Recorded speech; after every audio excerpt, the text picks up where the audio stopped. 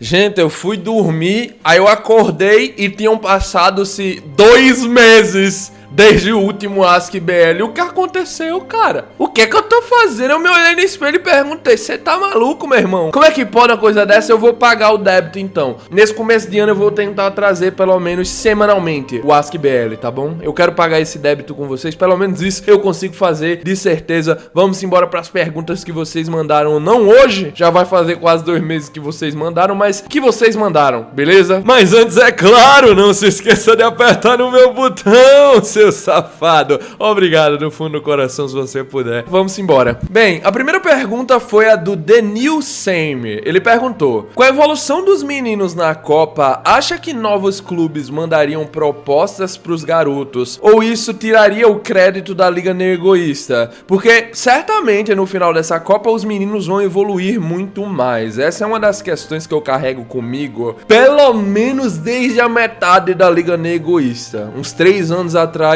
eu ficava pensando, pô, se nós formos pra próxima saga, como é que funciona essa questão dos contratos, já que, querendo ou não, os garotos vão evoluir durante ela? E, sendo bem honesto pra vocês, eu acho que não vamos ter mudanças de contratos, ok? Pelo jeito que o Ego falou ali sobre a questão dos contratos na Liga Egoísta, o Blue Lock e a Associação Japonesa como um todo tá cuidando dessas partes aí, e basicamente os meninos só estão se preocupando em jogar futebol. A maior oferta, como era leilão, é realmente a que levou os garotos, e eu não sei se isso necessariamente é ruim, porque no futebol real você pega muitos jogadores ganhando salários, às vezes pelo menos pelas primeiras temporadas nos clubes, abaixo do que é o nível de futebol apresentado, tá bom? Se você comparar a primeira temporada do Yamal no Barcelona, a segunda, a terceira, você vai ver essa alavancagem, porque é um processo natural, querendo ou não. Às vezes o jogador, na temporada onde ele tá sendo pago X, joga pelo menos 4 a 5 vezes mais do que ele tá sendo pago, mas aí vem o outro ano e tem o reajuste salarial. É assim que funciona em todos os contratos, pelo menos nos contratos onde o jogador não tem um agente jumento, né? Se você contrata um agente ruim pra gerenciar a sua carreira, aí é culpa tua, não tem o que fazer. Mas eu acho que realmente os meninos vão manter esse salário, pelo menos pela primeira temporada, sem muitos erros, não vai ter muita mudança com relação a isso, ok? O P.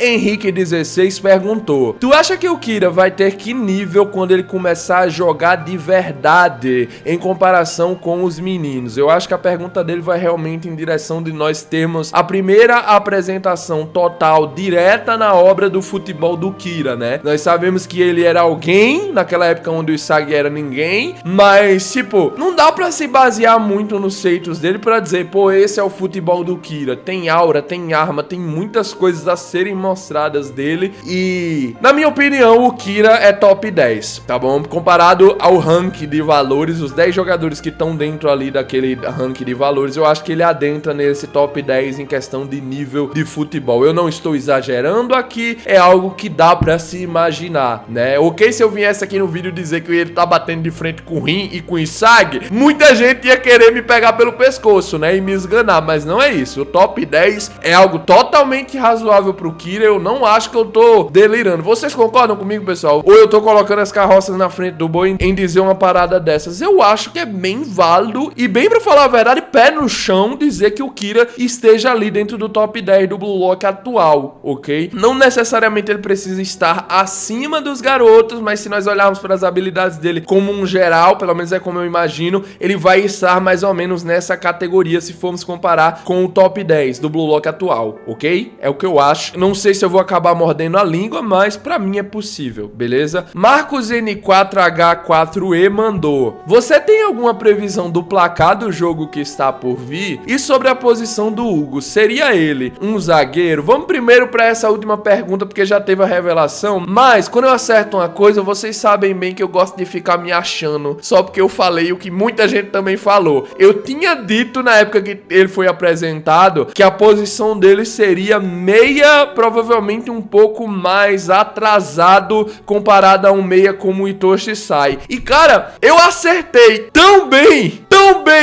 esse palpite, que eu tô com medo que meus próximos palpites com relação aos New Gens sejam todos errados, beleza?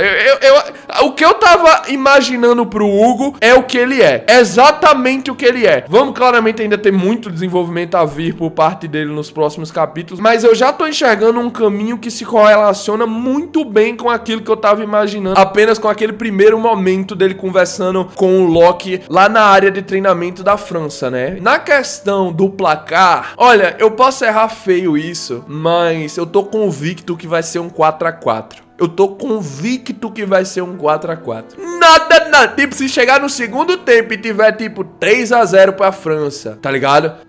Sei lá, 2-0 pra França, eu ainda consigo acreditar. 2-0 pra França, eu ainda consigo acreditar. No segundo tempo, um placar desse. Agora, se tiver um 3-0, aí, ok. Eu vou aceitar. Eu errei, falei mal, pegou mal aqui e idealizei uma situação que não faz o menor sentido, mas, por enquanto, pelo menos na minha cabeça, não sai disso, beleza? 4-4. E o melhor de tudo é que eu fiz as previsões na aba de comunidade. Se você for lá, você vai ver eu fazendo as previsões do placar. E eu lá mesmo apostei de quem seriam os gols. E eu acertei já um, tá bom? Eu apostei que o Charles ia fazer um gol. A galera tá dizendo, não, mas o Charles marcar um gol, nada a ver. O primeiro gol da partida é do Charles. Então eu tô confiante. 4-4 nesse placar, pra mim, é bem razoável, ok? Eu espero que não seja 4-4, porque se eu acertar muita coisa seguida, a galera vai continuar dizendo que eu tenho o zap do Kaneshiro. Eu não tenho, ok? Eu realmente acerto com minha pura intuição egoísta, beleza? O Vini500 mandou: acha que o roteiro de Blue Lock decaiu em nível com o passar dos anos? Algumas coisas parecem que melhoraram e em outras o Kaneshiro parece totalmente perdido. Eu acho que depende realmente de pra onde você estiver olhando, porque a princípio, na época quando estávamos acompanhando a partida da U20 contra a Blue Lock 11, se tinha uma sensação de que a obra continuaria a evoluir e progredir no nível de escrita em direção a, vamos dizer assim, conseguir ter um world building legal, tá ligado? Um desenvolvimento de mundo bem da hora. Só que até agora nós, tipo, ainda estamos andando a passos de bebê. Estamos engatinhando ainda pra isso. Então, em quesito de tempo, eu acho que a obra realmente não evoluiu muito comparado ao quanto nós imaginávamos que ao longo dos anos poderia dar pra evoluir. Eu tenho que concordar, não dá pra negar isso. Foram 5 anos aí da obra tendo espaço pra progredir e não evoluiu nesse sentido. Só que em outros pontos, eu gosto muito das adições feitas, cara. Metavision,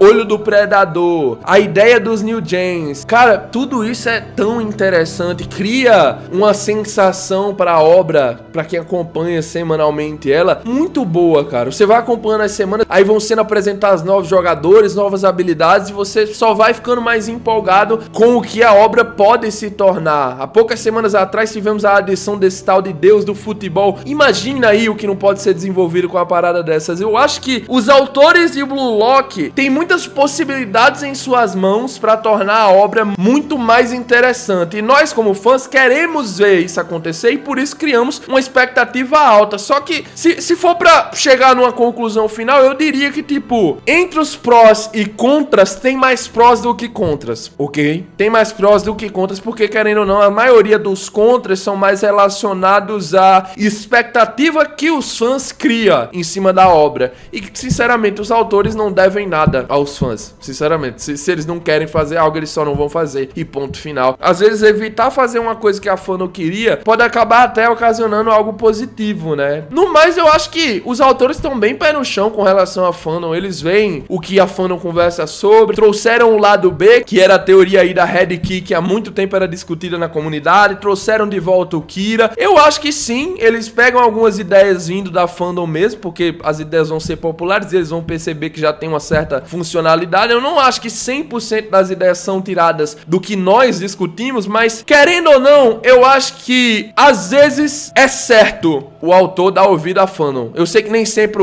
a fandom vai saber escrever as paradas, mas pô, às vezes é só um padrão que você raciocina e percebe, faz sentido isso aqui. Trazer o Kira de volta pra obra fazia muito sentido. Criar um lado B pra dar uma segunda chance pra, por exemplo, o Nag, fazia muito sentido. Por que eliminar o Nag? Jogar o Nag pro mato, cara. Não faz o menor tipo de lógica uma coisa dessas acontecer. Então, sim, eu acho que Blue Lock tá melhor do que pior, se formos olhar de uma forma mais geral. Mas ainda assim, eu gostaria, ok? Eu gostaria que os autores parassem com essa porcaria de botar atacante na defesa e também ficar jogando vários personagens que ninguém se importa. Eu sei que é mais fácil de desenhar, mas tipo assim, cara, não custa muito fazer 11 jogadores com um detalhezinho específico pra cada um, tá ligado? Eu não tô nem pedindo pra que todos sejam nível Blue Lock, não é isso. Eu só tô dizendo que, pô, tem tantas coisas no futebol que ainda não foram aproveitadas. Eu acho que eu até separei uma pergunta aqui nesse vídeo pra nós conversarmos sobre isso. Quando chegar nela, eu vou me lembrar. Vamos lá. Eu nem sabia que era a próxima pergunta que eu tinha anotado aqui. O Def The Kid mandou: acha que em algum momento da obra vão usar regras do futebol real para impactar na narrativa? Esse é um outro ponto negativo, né? Regra do impedimento, VAR, suspensão por 3 amarelos. Esses são os exemplos que ele citou. Olha, já tá na hora. Sendo bem honesto com você, já passou da hora, pra falar a verdade. O jogo contra a Nigéria foi muito vazio nesse quesito. O jogo da Nigéria, pra mim, né, pessoalmente, é o pior arco que eu já acompanhei na obra. De todos os arcos que eu li, todos tinham alguma característica que me fazia ficar instigado pelos próximos capítulos. Só que a única característica que o jogo da Nigéria proporcionou pra mim como leitor foi realmente estar instigado pra saber quando é que acabava. Tirando isso, eu não me importei tanto. Eu acho que nessa partida já contra a França vai acontecer de ter algumas faltas a mais, alguns cartões. Eu não sei se o VAR e o impedimento vão ser aproveitados, mas eu acho que também poderia ser uma forma de se desenvolver muito interessante, no sentido de, por exemplo, tá 4-3 pra França, jogo gigantesco, o Blue Lock faz o gol no último minuto de empate pra acabar como jogaço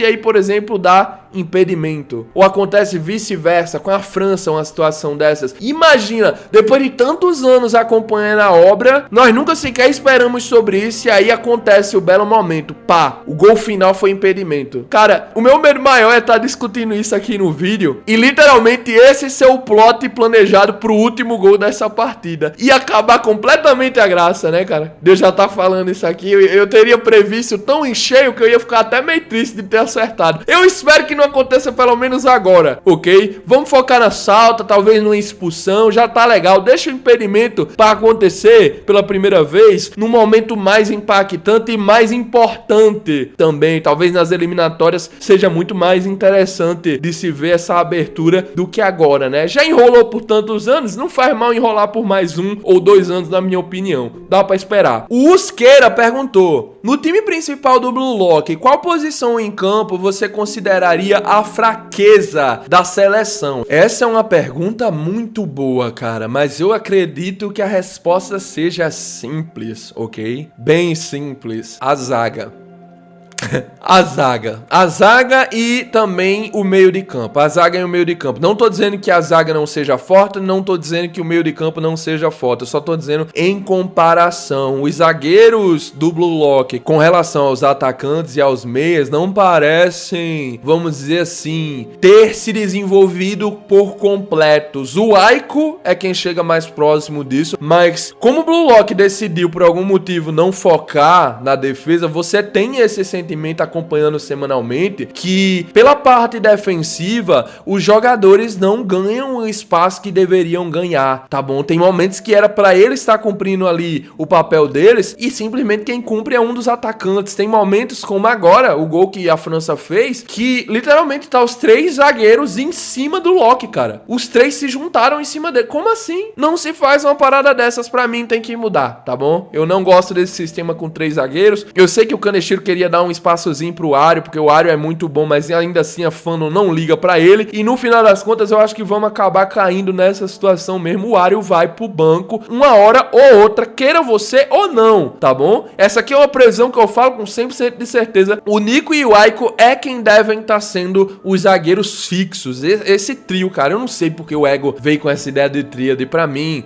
eu não gosto dessa formação atual do Blue Lock. Eu posso ser sincero com vocês, eu não gosto. Eu aceitei na primeira partida porque era jogo simples, mas agora começar esse segundo jogo e não ter alterado nem o mínimo, realmente me fez ficar meio, pô, vacilo. Vamos para a última pergunta, que também é o título desse vídeo. Como o Isag poderia superar a velocidade do Loki com o seu cérebro? O Bofurinha Underline 1 mandou. Olha, sinceramente, pro Isag superar o Loki, ele precisa nascer de novo. Ponto final. Já dei a resposta. Agora, sem querer ser tão brutal com vocês, eu vou ter que ser honesto. O Isag vai ter que voltar do ponto zero, tá? Pra conseguir vencer o Loki, não superar o Loki, pra conseguir vencer o Loki, ele vai ter que voltar pro ponto zero. Ele vai ter que resetar tudo isso que ele trouxe até agora, que ele achou que é o conhecimento que ia levar ele longe na Copa do Mundo Sub-20, e vai ter que, do zero, recomeçar a construir algo pra essa partida especificamente, pra tentar lidar com o Loki. Eu já fiz alguns vídeos sobre o Loki e o quanto eu acho que essa velocidade dele tem limitações, mas no geral mesmo eu não acho que o Isag possa sozinho lidar com o Loki, ok? Cerebralmente falando, o Isag vai ter que se aproveitar do restante da equipe e principalmente de posicionamento no campo pra conseguir dar um jeito em cima dos jogadores que aparentemente são os melhores da França, Loki, Hugo e Charles. Eu não consigo encontrar outra resposta, tipo, de participação efetiva do Isag na questão de lidar com o Loki. Eu acho que o Isag faz bem em apenas se posicionar bem em campo e fazer ali o papel que um atacante deve fazer na defesa, voltar e ajudar um pouco. Se fosse pra mim, sinceramente, dizer quem eu queria lidando com o Loki, eu botaria o Shigiri aí, eu botaria o Kunigami, eu botaria o Aiko, tá bom? Esses são os jogadores que eu quero que lidem com ele. O Isag não devia ter nada a ver. Eu sei que é legal pro confronto dos dois, mas honestamente eu acho que o confronto deles ficaria mais interessante se cada um fizesse o que suas posições lhe pedem, né? Um atacante tem que marcar gols, criar jogadas. Se eles forem mostrados sendo feito isso, já cria uma rivalidade muito interessante pra mim. Só que claro, né? Não vai ser isso que vai acontecer. O Isag provavelmente deve tirar uma ou duas bolas do Loki até o final da partida. E como é que ele vai conseguir isso? Novamente, vai pelo mesmo caminho. O Isag provavelmente vai entrar naquele modo Shine, o modo do Migate no Gokui dele, beleza? E a partir dali vai criar algo mais relacionado até com o que ele criou ali na Liga Egoísta com o Kaiser. Pra lidar com o New Gen, ele precisa partir do que ele já tem de base, né? O que ele fez pra lidar com o Kaiser, ele observou bem o Kaiser, ele vai fazer o mesmo com o Loki e achar a resposta. É isso, tá bom, gente? Nos vemos aqui amanhã pra mais um vídeo. Eu espero que já tenha saído o capítulo, mas caso não, é outro vídeo de teoria ou de outro assunto, tá bom? Que eu quiser comentar. Nos vemos aqui amanhã. Tamo junto, um grande abraço, valeu, falou e... Cut!